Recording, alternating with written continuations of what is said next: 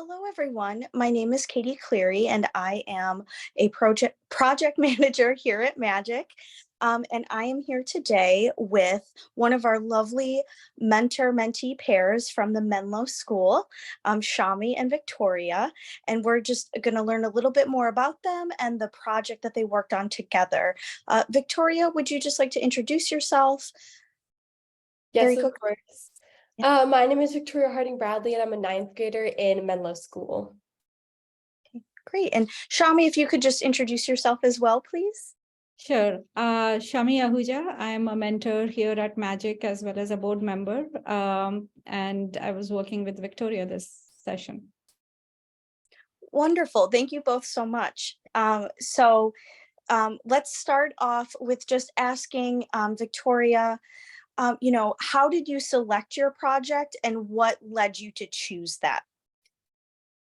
Yes, so from eighth grade, I read a book called The Heart Healers, which is basically the history of cardiovascular surgery. And so from that point, I've been really interested in the heart and cardiology overall. And then when I first came to Menlo, I took a computer science course and learned a little bit about machine learning. So I furthered my knowledge of machine learning by taking a course during the winter break. And then for this project, I decided I wanted to kind of mesh my two interests together to form one project. Oh, that's wonderful. So it sounds like you love taking advantage of opportunities that are provided to maybe add to your learning, whether it's personal or moving towards some of your coursework in school. So what advice do you have maybe for students who may want to get more involved, whether it's in school or outside school, but they're just a little nervous?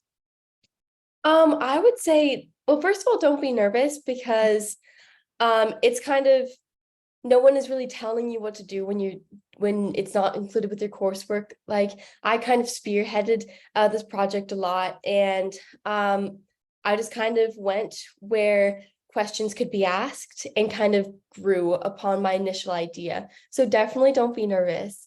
And if you're interested in like anything, even if it's just a little thing, like you can keep growing in that interest, and just it's really easy to learn more about topics in school from like the internet, from books. Like there's so many resources, and just make sure to take advantage of those.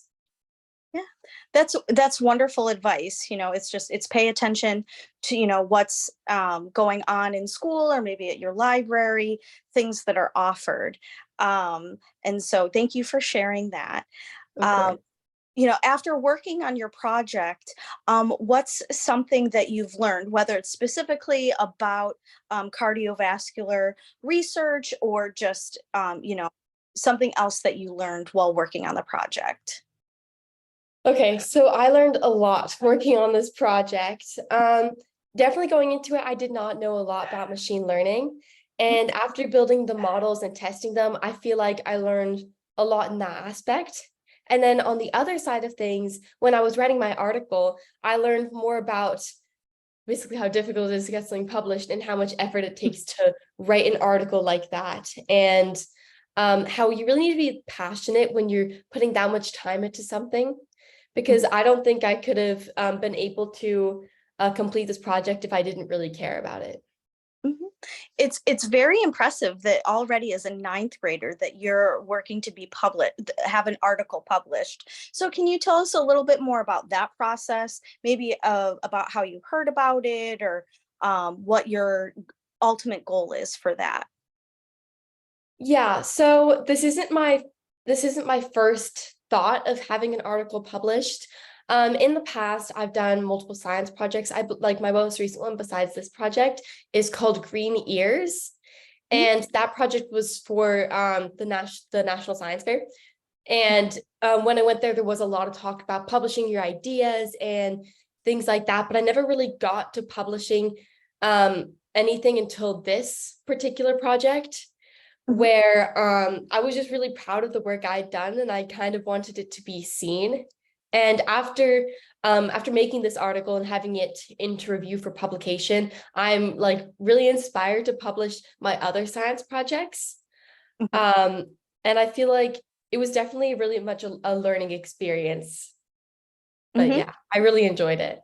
Oh, wonderful. And just a complete side note, don't forget to send us a copy of your article because we'd love to read it and share it. So Of that, course, of yeah, course. yeah, of course. I just want to turn to Shami and just, can you tell us a little bit what it was like to work with Victoria and on this project specifically? Yeah, I mean, Victoria, like she mentioned, very passionate and very self-driven in this whole. So uh, it was both of us kind of learning together on many of the aspects, and it was a great journey altogether. I mean, she was always ahead, and we would just talk over ideas, and within a week they would all be implemented. I mean, the amount of work that she has put into getting this done and being ahead of schedule was really very novel experience for me. Most of the time, you have to push the mentees. In her case, we have to pull her back, saying, "Okay, this is what we can do. Let's keep it at this, and let's make sure we covered the breadth of the entire project as well as the depth of it." So it was an amazing experience. Mhm. And thank you for sharing that. In our conversations um, previous to this interview, you had shared that working with Victoria, you kind of felt like you were more of a guidepost, like you were just kind of helping her navigate, and she really was the spearhead, as she had called herself earlier. And so, in terms of mentoring, did you have to alter your mentoring style at all, or do you have any advice for either current mentors or future mentors with magic of what to do when maybe a mentee is a little bit different than your past experiences? Yeah, I mean, I would say this was true mentoring. It was not coaching, it was mentoring. And that is where there is a very fine line between coaching. I mean, I didn't have to sit with her on the code. It was more an advice and more in terms of where we can go or how we can basically create boundaries around how much can be achieved. In terms of, in general, I think one thing I would like to say is that sometimes it helps to just sit back and enjoy and see the mentee really running forward with their own passion, and that was the experience for me this time. So I thoroughly enjoyed the session. Mhm.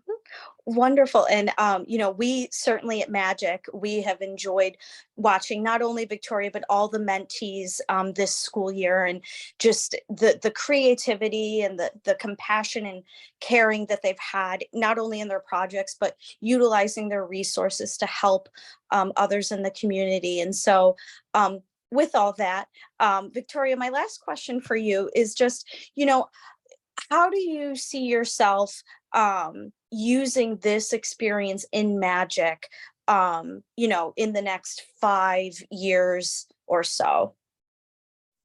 That's a really hard question. I mean, in 5 years, that's a very long time. Yes, and Um, so you don't have to give, your whole yeah, like plan, but yeah. But yeah. I feel like before this project, I was more thinking of becoming a surgeon and a doctor. Mhm. But now I'm thinking of maybe going in a different direction, like maybe focusing on bioengineering and kind of applying what I learned in this project, like AI and computer science, to medicine and specifically cardiology. Mhm. And I feel like it's kind of shifted what I want my future to look like. And I'm so grateful for this experience. Mhm. Well, wonderful. And certainly, no matter what you end up doing, whether it's, any of the things you just mentioned or something else that sparks your interest as, life goes on, we know that you're just going to change the world and we can't wait to see it. So thank you both so much for taking the time today to sit down and speak with me. And I just, again, thank you so much for your dedication to this program and your project. And, Victoria, good luck with the rest of the school year. Thank you so much. Welcome. Thank you.